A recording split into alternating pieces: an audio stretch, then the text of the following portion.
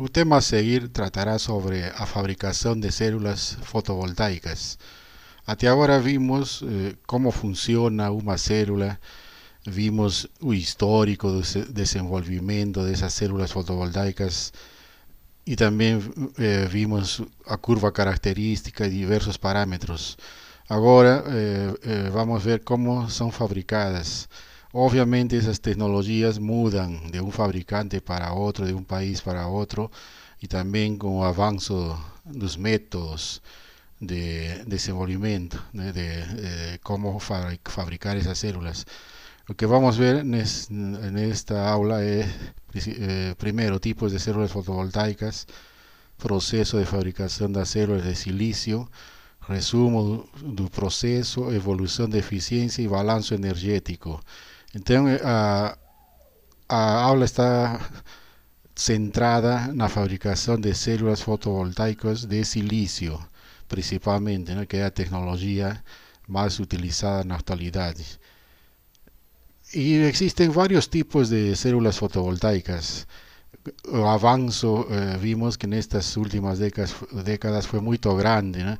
E as pesquisas foram adiante e levando a vários tipos de células, sendo a primeira geração as células fotovoltaicas de camada única, né? E de grande superfície, que é a conhecida junção PN, que é a célula que até hoje está no mercado. E essa célula é feita de silício principalmente e está baseada na teoria dos dispositivos semicondutores, né, dispositivos de estado sólido. E estas células são feitas com materiais semicondutores, sendo o elemento principal o silício. Essa primeira geração de células vimos que começou em 1954, quando nos laboratórios Bell foi apresentada esta célula e a partir de aí houve uma grande evolução em quanto a sua eficiência. E dentro deste tipo de células existen dois grupos. O primeiro são as denominadas células de silício monocristalino, que é a célula que tem a maior eficiência. E são células de primeira geração elaboradas a partir de um bloco de silício cristalino num único cristal e apresenta diversas formas, né? A mais popular da atualidade são as formas quadradas ou pseudo-quadradas. E o rendimento assim operacional em campo está entre 12 a 16%. Em laboratório já se atingiu valores muito maiores. Apresentan dois inconvenientes: preço elevado e elevado período de retorno do investimento, embora nestes últimos anos, com a entrada da China e os fabricantes chineses e todos os investimentos feitos nesse país, diminuíram amplamente os custos de fabricação. E também existem as células de silício policristalino, que foi uma estratégia para diminuir os custos. E são fabricadas a partir de um bloco de silício cristalizado em múltiplos cristais, né, e com diversas orientações. O rendimento é inferior em trabalho em campo na ordem entre 11 a 13%, só que o custo de produção é bem menor comparativamente ao silício monocristalino.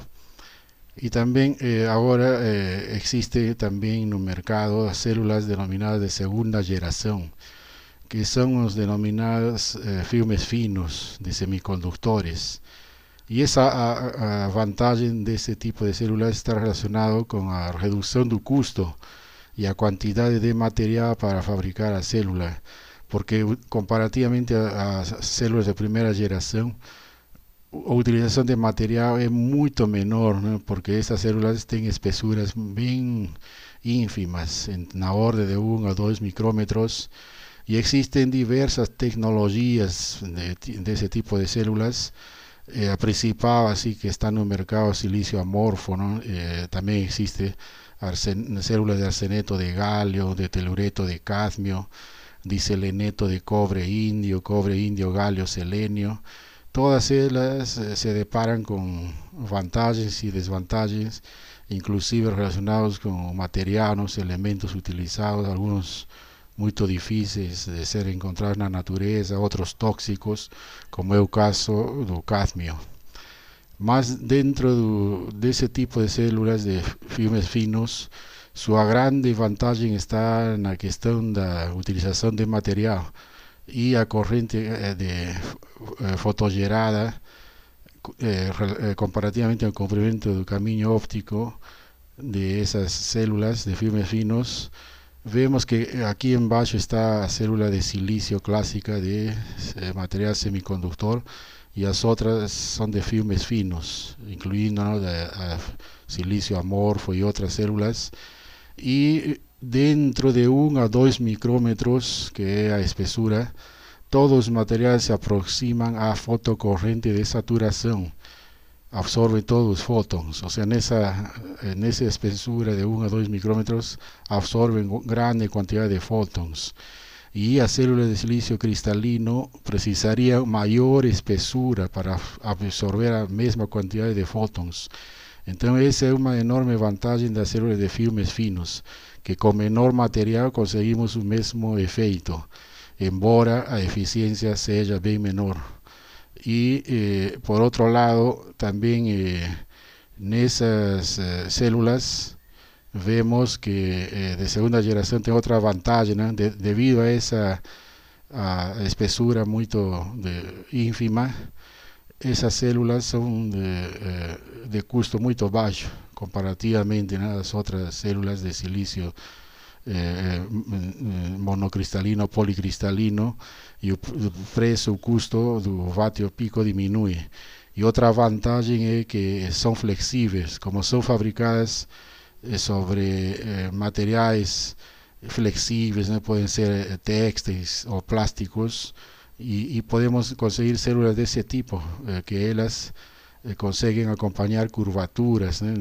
São flexíveis e tem outras tonalidades também com relação às cores.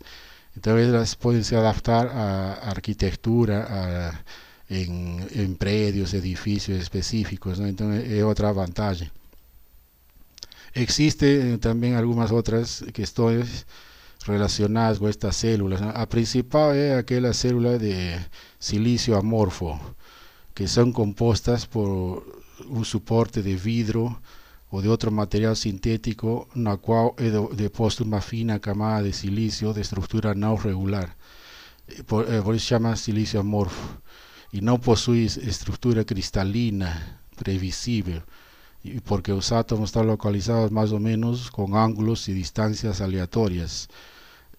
Isso que vai levar, que vai ocasionar que muitas das potenciais ligações covalentes do silício fiquem incompletas. E essas ligações incompletas originam um grande número de estados de impurezas equivalentes na banda proibida, levando a que o material de natureza não cristalina com um valor muito baixo de mobilidade dos elétrons e buracos. Então, uma das características positivas do silício amorfo é que tem essa banda proibida de 1,75 electronvoltios, o que resulta em um alto coeficiente de absorção, tornando esse material bom para fabricar células fotovoltaicas. Esse silício amorfo de segunda geração tem um rendimento típico na ordem de 5 a 10%, muito mais baixo, né, que as células de primeira geração, mas mesmo assim a corrente produzida é razoável. E tem um grande número de aplicações, né, que vão desde produtos de consumo, de pequeno porte, né, como relógios, calculadoras, mas também são utilizados em instalações fotovoltaicas já de maior porte. E no início, estas células, quando começaram a ser fabricadas, sofriam um fenômeno interessante, né, que é a degradação rápida. Quando eram expostas em campo à radiação solar, sofriam uma rápida degradação, ou seja que a potência nominal diminuía muito devido a esse fenômeno denominado efeito Stivler-Rowski, que explica uma degradação em termos do incremento da densidade dos estados de irregularidades e armadilhas no extrato intrínseco. Só que com o passo dos anos, várias instalações feitas com esse material de silício amorfo demonstraram que esse efeito, com o passo dos anos, ele começa a diminuir e a célula outra vez recupera a eficiência e potência original. Então, hoje em dia, estas células já não são consideradas assim com esse termo, né, de que eram células que perdiam eficiência, que eram ruins. Perderam bastante esse apelativo, né, de tentar fazer com que essa célula, comparativamente às outras, seja de menor qualidade. Então, tem vantagens e desvantagens, né, como toda tecnologia. Com relação a essa célula de segunda geração, também existem várias outras tecnologias, né, como estas que já tínhamos mencionado, que estão na fase de desenvolvimento, de industrialização. Algumas já estão no mercado, inclusive, né, disponíveis no mercado, como essa CIS, e as células de telúreto de cádmio também têm o problema de, embora absorvam, né, muitos fótons, o problema é a toxicidade do cádmio. Então utiliza o cádmio, um elemento químico que é tóxico e perigoso para a saúde humana. Mas também existem células, sendo a mais difundida essa CIS e a CIGS, que é cobre, índio, galho, selênio. São constituídos por os mesmos elementos da anterior CIS, mas com a particularidade de que o índio forma uma liga com o galho, o que permite obter melhores desempenhos. Então vemos que essas células de segunda geração são várias, mas no mercado atual ocupam ainda uma fatia muito pequena, né, comparativamente às células de silício mono e policristalino. Aqui vemos algunos aspectos exteriores relacionados con a parte de las cores, principalmente. Silicio monocristalino es una célula de ese tipo donde el cristal es ordenado, y policristalino, el cristal está en desorden, y a su apariencia esa que estamos viendo aquí, aparentemente parecen manchas, ¿no? Silicio amorfo es una célula con tendencia a un color oscuro, marrón.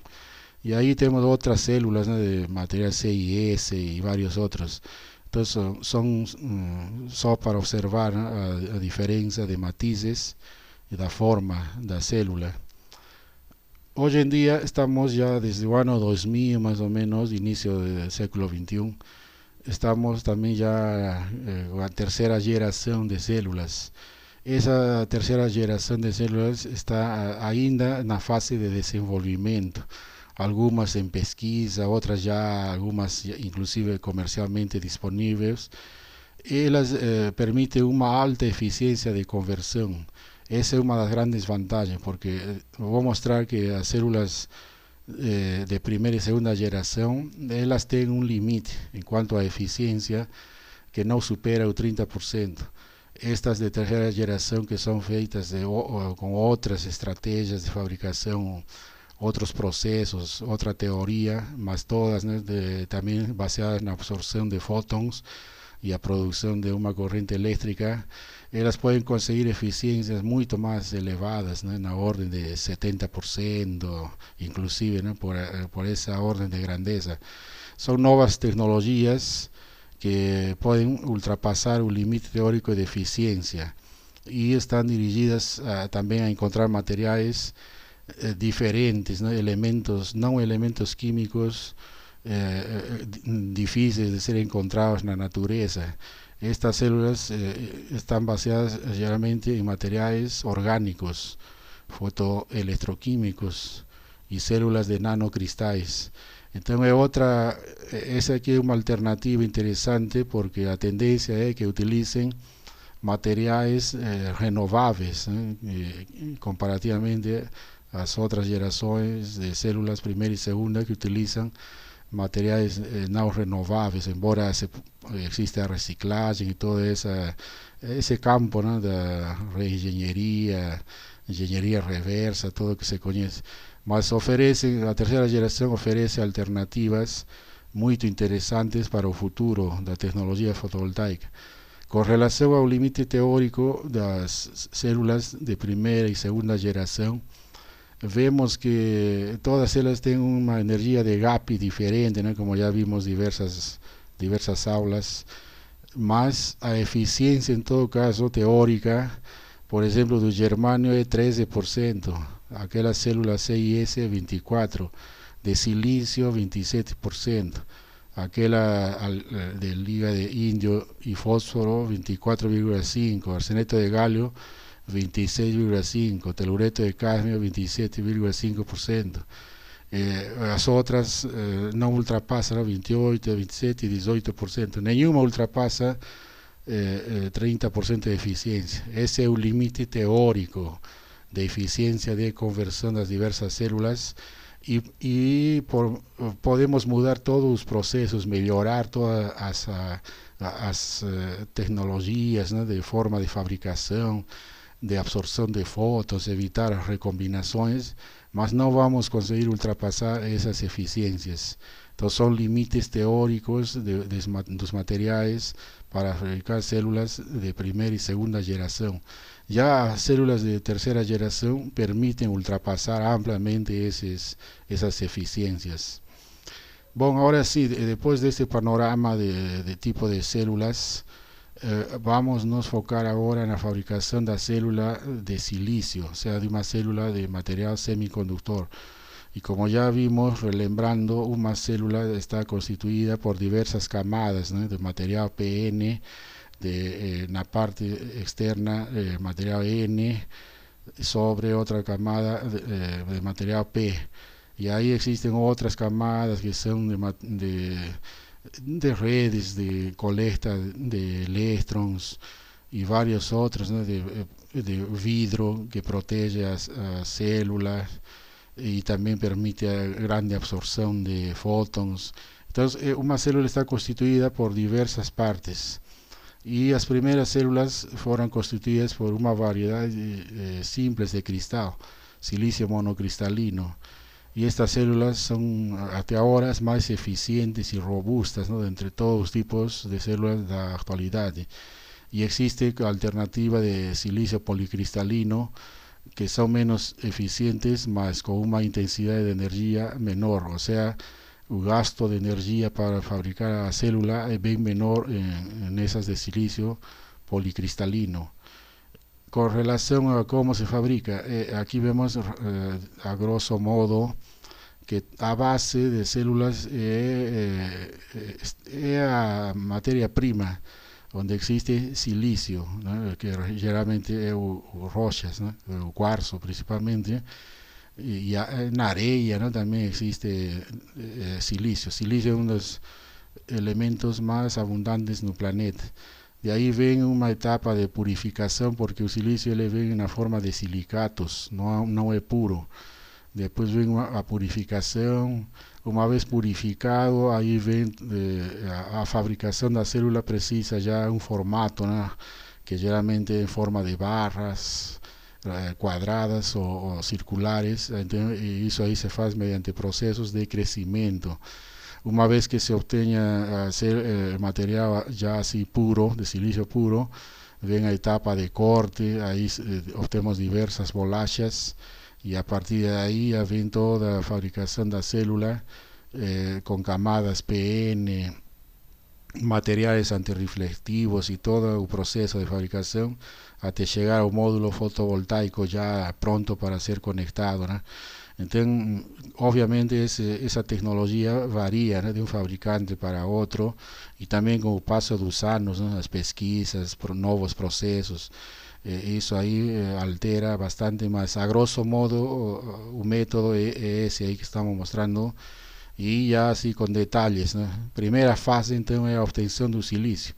El silicio es uno de los materiales que está en la naturaleza en grande cantidad. El Brasil, inclusive, tiene grandes reservas de cuarzo, ¿no?, que es uno de los grandes fornecedores del mundo de silicio metalúrgico. Então, a primeira fase está relacionada justamente com a matéria-prima, que é o silício metalúrgico, que é um silício com pureza em torno de 99,99%, e é uma sílica, né, que é composta de óxido de silício e de outras impurezas, e está na natureza principalmente em cristais de quartzo ou areia, e que contém grande quantidade de óxido de silício e baixos conteúdos de outros silicatos. Essa é a matéria-prima. A partir de aí, o primeiro que se faz é purificar, né, obter desse silicato, obter o silício metalúrgico.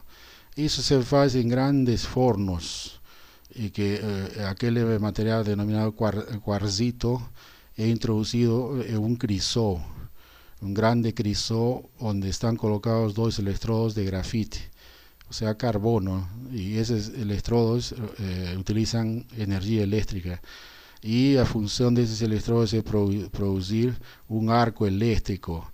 Ese arco eléctrico entre estos electrodos produce eleva a temperatura hasta a orden de 2000 grados Celsius, y ahí entonces un silicio que es un silicato se torna líquido, y a partir de ahí existe una separación nessas altas temperaturas a través de un proceso, ¿no?, de extracción de residuos, como aquí estamos viendo, de oxígeno, faz aquí una reacción química con carbono geralmente, y ahí fica o silicio, que es recolhido por la parte inferior del forno.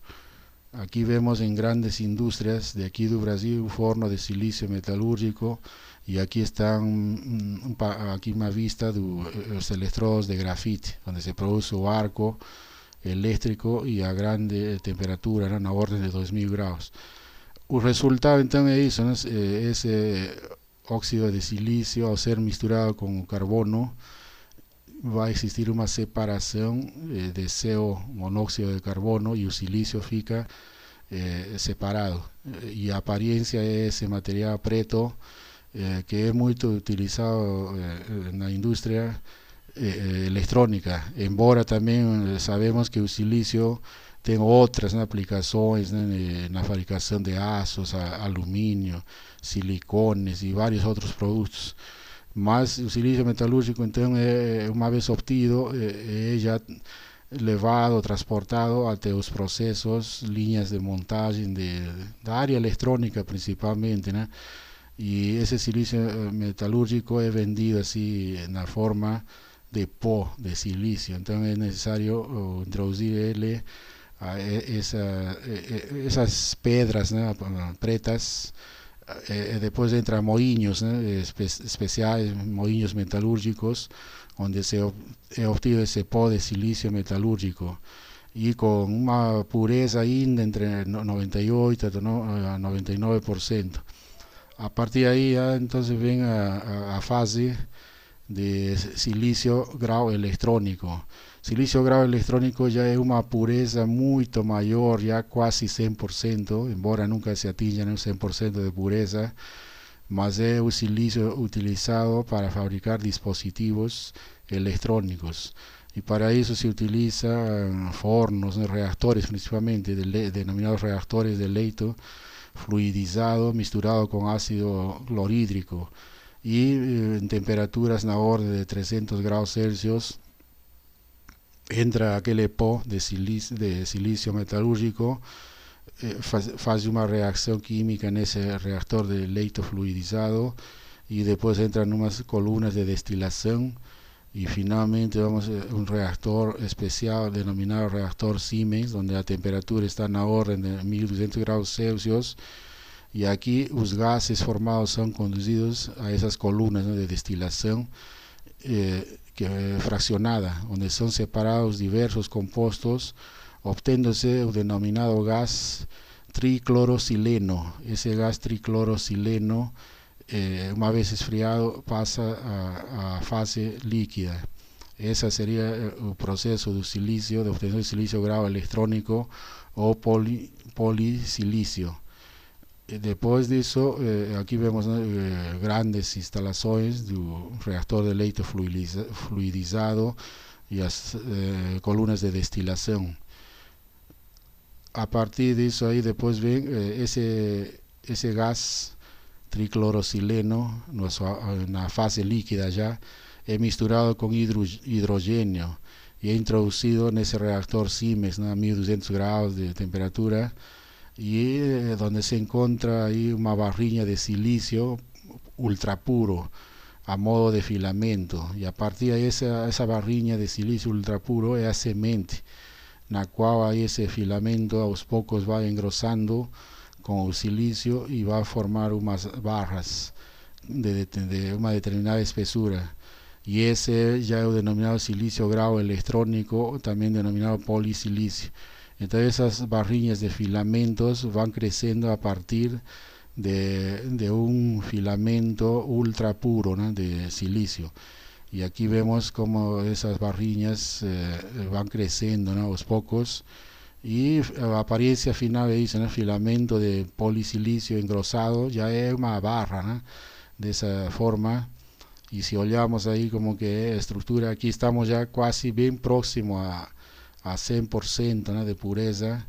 Aquí a vírgula está errada, é 99,99999% de pureza. Então esse é o denominado silício grau eletrônico, já pronto para ser utilizado na indústria de dispositivos eletrônicos. Em resumo de tudo isso aí, a indústria de semicondutores purifica o silício metalúrgico por meio de certos procedimentos químicos, normalmente destilações de compostos de silício, e a ideia é purificar cada vez mais. O silício, denominado de grau eletrônico, ele tem uma altíssima pureza, né? E já pode ser utilizado para materiais, para dispositivos eletrônicos e também células fotovoltaicas. Só que o custo de fabricação, de chegar a essa pureza, é complicada, complexa, e existe a alternativa aqui no meio caminho, denominado silício grau solar. Esse silício grau solar é uma pureza adequada para fabricar células fotovoltaicas.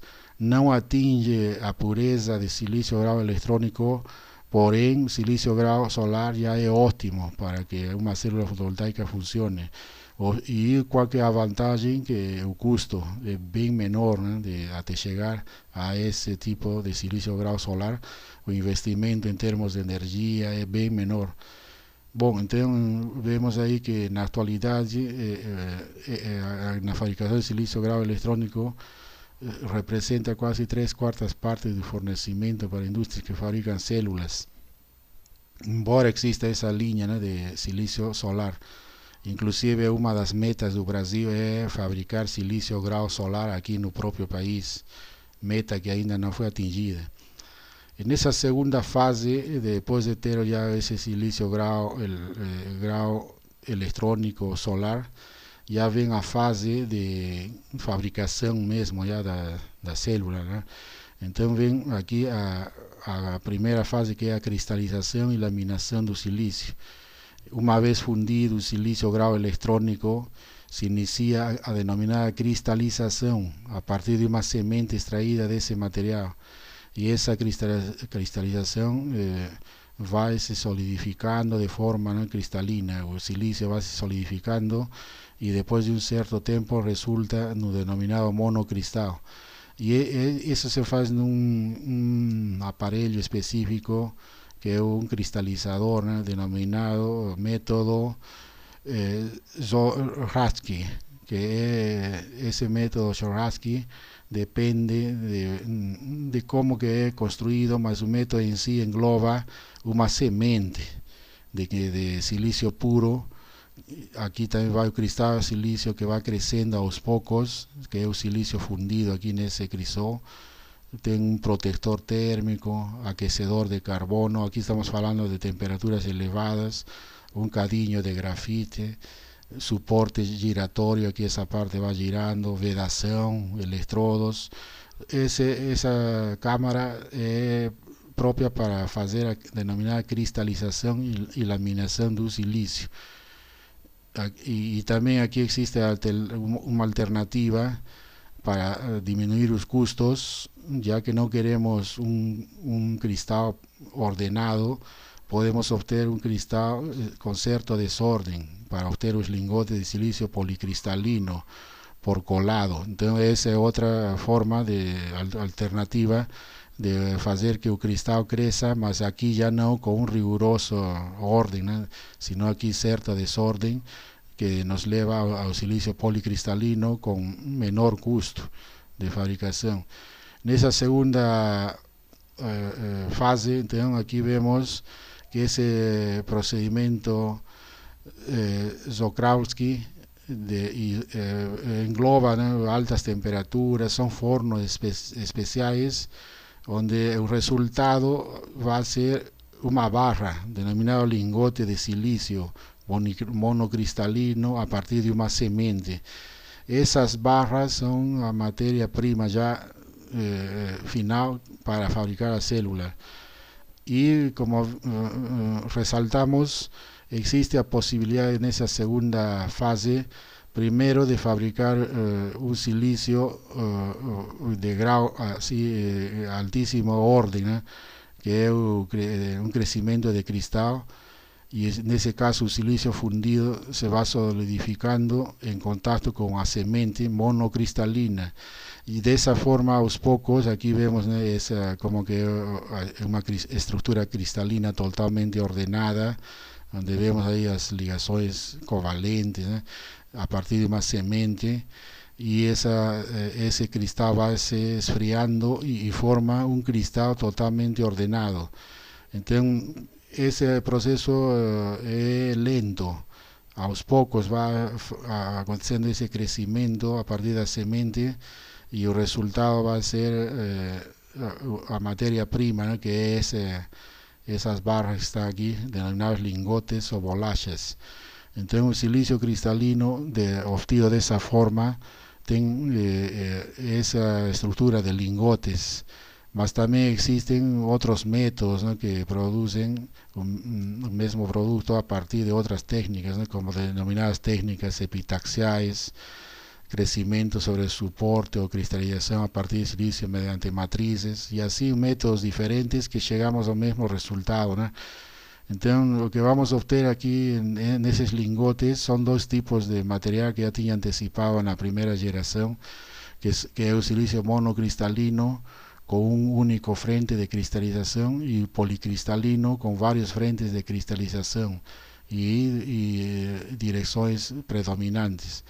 Y la diferencia radica en el grado de pureza del silicio durante el crecimiento de recristalización, y el costo, ¿no?, definitivo es inferior del silicio policristalino. Aquí entonces vemos que en ese silicio policristalino los granos cristalinos están ordenados de forma aleatoria, o sea, no existe una orden, todo es aleatorio. Y aquí en el grado de ese silicio monocristalino, los granos son muy bien ordenados. Entonces a diferencia, entonces va a ser un costo inferior de ese silicio policristalino con relación a otro monocristalino, va a ser mucho menor el costo, solo que la eficiencia de absorción de fotos va a ser menor. Entonces tiene esas cuestiones, ¿no?, de costo-beneficio. Entonces, en resumo, esa segunda fase engloba, ¿no?, cristal de cuarzo, a purificación del silicio, a fabricación de los lingotes por dos caminos, ¿no?, el primero del silicio monocristalino y el otro camino del silicio policristalino. Los resultados son dos células que absorben fotons, nos producen energía eléctrica, esta con un menor costo de fabricación, el silicio policristalino, mas son las dos tecnologías ampliamente utilizadas en la actualidad, ocupando la mayor parte de la fatia de vendas, ¿no?, de módulos fotovoltaicos, venta y fabricación de módulos fotovoltaicos del mundo. Bueno, una vez obtenida esa esos lingotes, ahí ven a etapa denominada tercera fase, obtención de las bolachas. Y esas bolachas son obtenidas a partir de procesos de corte. Esos procesos de corte fueron siendo aperfeiçoados enormemente en los últimos años porque existe grande desperdicio de material, ¿no? En esos cortes, mucho material perdido, inclusive en algunos procesos un poco ya más antiguos se perdía 50% del material no corte. Y las bolachas están por volta de 0,2 a 0,4 milímetros. Mas hoy en día ya ese proceso fueron bastante aperfeiçoados. Se utiliza serras, ¿no?, de diámetro interno recubiertas con po de diamante, serras de diámetro bien ínfimo, ¿no?, en la orden de 0,2 menor a 0,2 milímetros. Y el desperdicio es bien menor. Entonces, típicamente obtiene 0,7 metros cuadrados de bolachas por cada kilogramo de lingote. Y el desperdicio continúa siendo, ¿no?, una grande desventaja, mas eso ahí es feito después nuevamente, ¿no?, ese material que resulta de desperdicio es volta la línea de fabricación a procesos anteriores. Entonces, una máquina típica de corte produce 30 bolachas hora, ¿no? Mas eso ahí ahora vamos a ver que es mucho mayor la cantidad de bolachas fabricadas porque después surgieron las denominadas serras de múltiplos fíos. Esas serras cortan a bolacha simultáneamente con varios cortes, permite un corte simultáneo de centenas de bolachas y eso ahí reduce enormemente las pérdidas del material y facilita el control de la mecánica del proceso, consiguiéndose bolachas más finas inclusive. Entonces podemos así ver en una orden de grandeza, puede cortar 2 millones de bolachas por año, o sea 3,6 metros cuadrados por hora, y el aprovechamiento del material es de 0,8 metros cuadrados por kilogramo. Claro que estos procesos de corte cada vez son aperfeiçoados y los fabricantes utilizan algunos mejores que otros. A cuarta fase, ya de una vez obtenidas esas bolachas, una vez cortadas a partir de los lingotes, ven ya el proceso de fabricación de la célula y obviamente los módulos fotovoltaicos. Entonces, una vez obtenida la bolacha, lo primero que se hace es mejorar la superficie de la bolacha. Lo que queremos hacer es que absorba a máxima cantidad de fótons. Ya entonces ahí esas irregularidades debido al corte son mejoradas y también se retiran restos que puede contener, ¿no?, de po y residuos. Y ese proceso para hacer la limpieza es denominado decapaging. Una vez limpa, la bolacha está limpa, se procede a denominar proceso de texturizado de la célula. Y esas células en ese caso son dirigidas a células monocristalinas. Las policristalinas no admiten ese proceso de texturizado. Y con eso aprovechamos las propiedades cristalinas del silicio para obtener una superficie que absorba con mayor eficiencia radiación solar incidente. O sea, se hace así una estructura piramidal que permita absorber fotons con la mayor eficiencia posible. Después ven ya, aquí vemos olhando así a célula, material N y P, esa parte del texturizado y la introducción aquí de la red metálica, ¿no?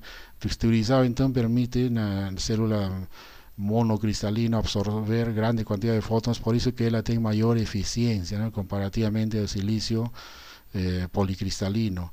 Entonces, una vez feito eso, ven el proceso ya de fabricación de células, que es a fabricación, ¿no?, de la unión PN mediante la deposición de diversos materiales que son los materiales utilizados para hacer esos materiales N y material P. Se utilizan a dopagem, ¿no?, que es a dopagem con boro principalmente y fósforo. Entonces, una vez feito ese material tipo P y material tipo N, se procede a hacer a unión PN para ya fabricar la célula. Y después, una vez obtenida esa unión PN, se hace ahí a red, ¿no?, de contactos metálicos de la célula en la forma de una grade que con la fase iluminada pelo sol, ¿no?, que esa grade va a permitir a colecta. Todos esos contactos son efectos de material metálico que está siempre en la fase en dirección a absorción de fotos. Y se hace con tecnologías que varían, ¿no?, desde tecnología láser a otras, y los contactos metálicos hacen con que a célula después tenga esa estructura de un sistema circulatorio humano, ¿no?, que ya tenía mencionado, y donde incide la radiación solar, hace todo el proceso de aquel de pasar la banda de valencia, conducción, en fin, todo ese proceso de fundamento de la célula, y esa red metálica se encarga de colectar a corriente eléctrica, llevándola a contactos, ¿no?, externos, positivo y negativo, lembrando que una célula va a producir una tensión continua en la orden de 0,6 voltios, ¿no?, en la máxima incidencia solar. Y ese proceso de fabricación, una vez feito eso, se procede a colocar una camada antirreflectiva sobre la célula, que con eso mejoramos las posibilidades de absorción de radiación solar.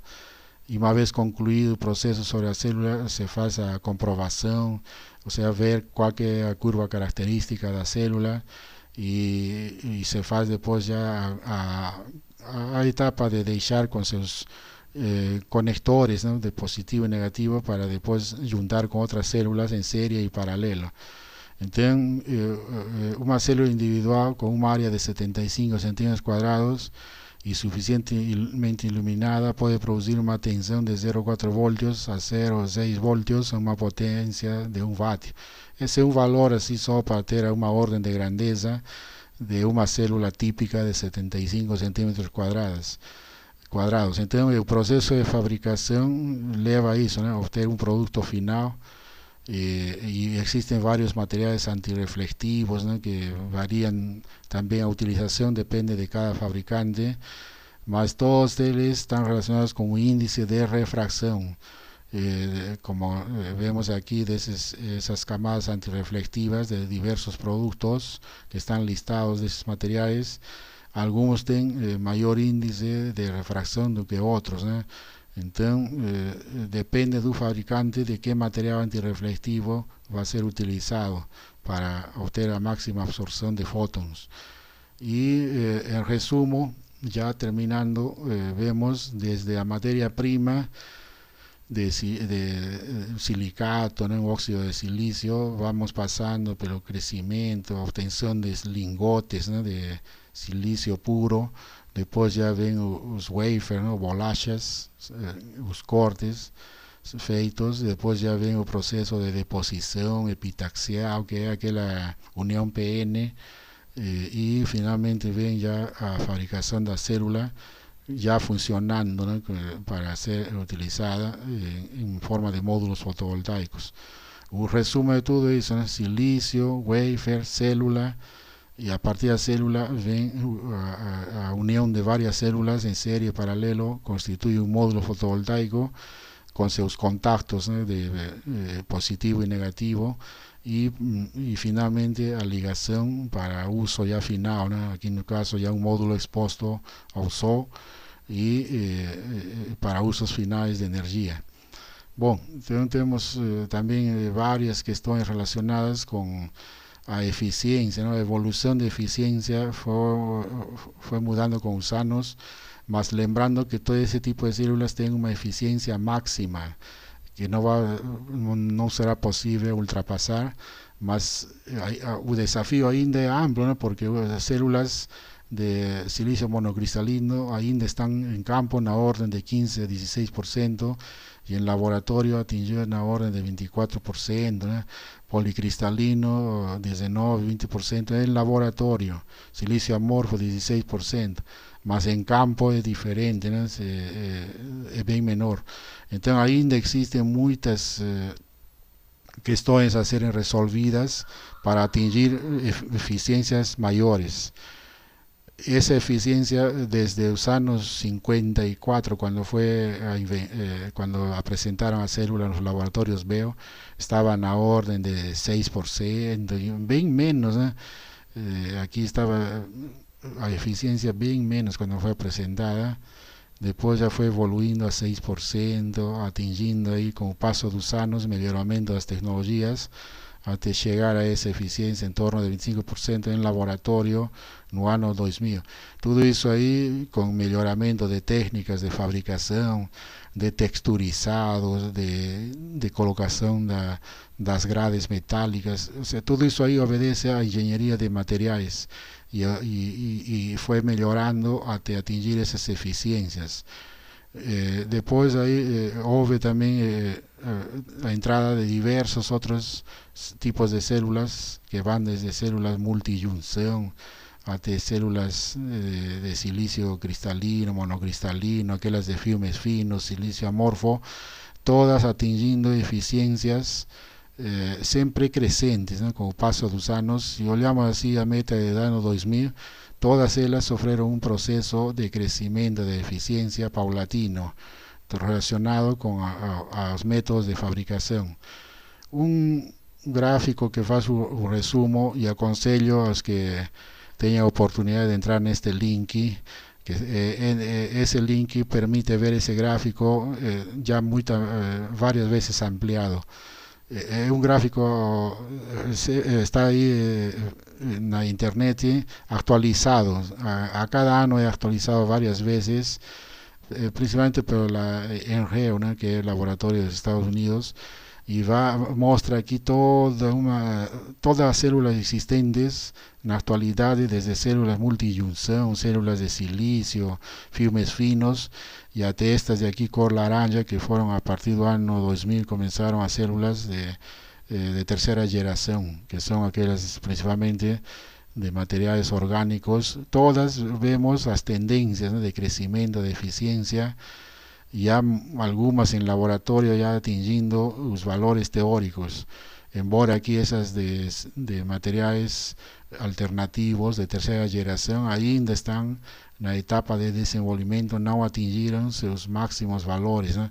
Todo leva a pensar que de aquí a algunas décadas todo este grupo de células van a ocupar grande parte del mercado fotovoltaico, mas ese es un retrato de las células até 2019 e inclusive aqui temos a 2020, né? Estamos já aqui o ano 2020.